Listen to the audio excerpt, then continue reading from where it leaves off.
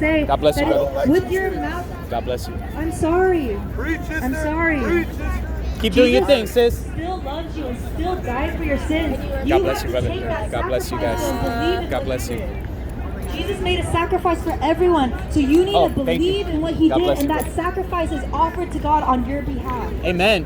Not everyone can be saved just because Jesus died for the whole world. You need to believe that he was the one who died for you.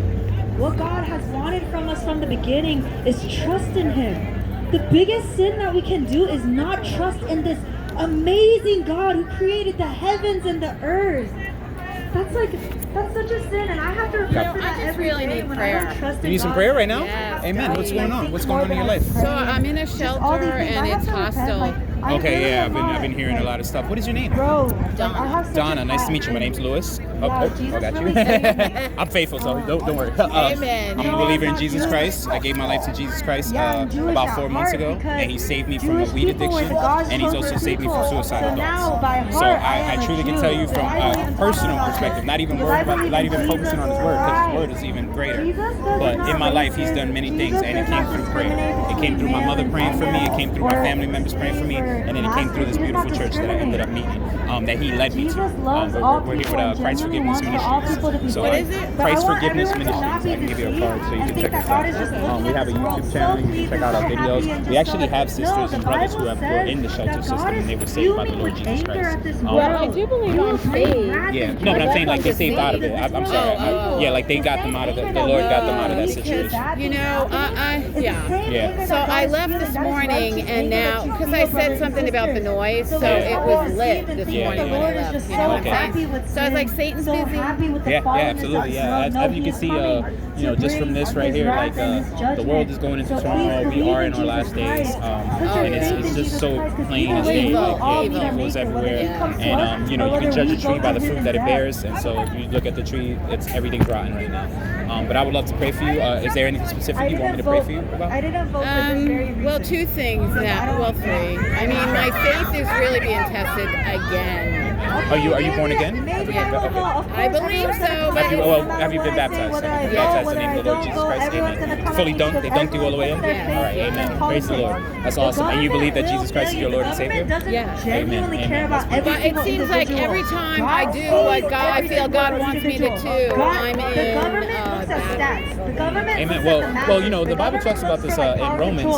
Paul in his epistles, he talked about that there is always a battle between what's called the carnal mind, so that is the mind of the flesh, and the spirit. So he talks about how he knows that he wants to do what's right, but yet his flesh does what's wrong. He doesn't want to think that. I think it's bigger than that. I understand that, but there's another part of scripture that talks about testing and trials, and the closer that you are to God, the more Satan hates you, and he's after you. Yeah, he hates everybody. Yeah, he hates all of us because he knows that God loves us, and that's the only way he can attack God. It's by coming after us. It's by manipulating us, turning us into something that God never created us for. And so that's why he does it. And he knows his time is almost up. He knows his time is almost up. So he's trying to get as many people as he can to go to hell with him. And so it's always important to know that, but you have to remember that he's the father of lies. He's the father of deception, And our God, the Lord Jesus Christ, the God of Israel, is not the God of confusion.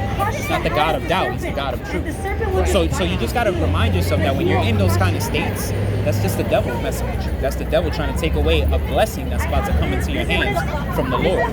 And so, it's real easy to fall into our temptations. It's real easy to fall into our flesh. And that's exactly. So you hit the nail on the head because I don't want to go there. Right, absolutely. You know what I'm saying? And so I know how easy it is to go there. And I know if I do go there, first of all, God doesn't want me to do that. And secondly, nothing good is going to come from it. Right, exactly. Absolutely. So that is really what I need prayer about, because I just need to trust that God really is going to fight my battles for me, and I just need to be quiet and be still. Yeah, absolutely. And the way that he fights it is as long as you keep praying to him, you keep calling out to him, as long as you're in your word. word, you're reading your Bible, you know, when you're denying the flesh. You know, the Bible says to take up the cross daily and deny the flesh. So when you in that situation, when you curse somebody out, you don't walk away and you read your Bible. You know, somebody wronged you, they stole something from you, they said something horrible, you pray for that person.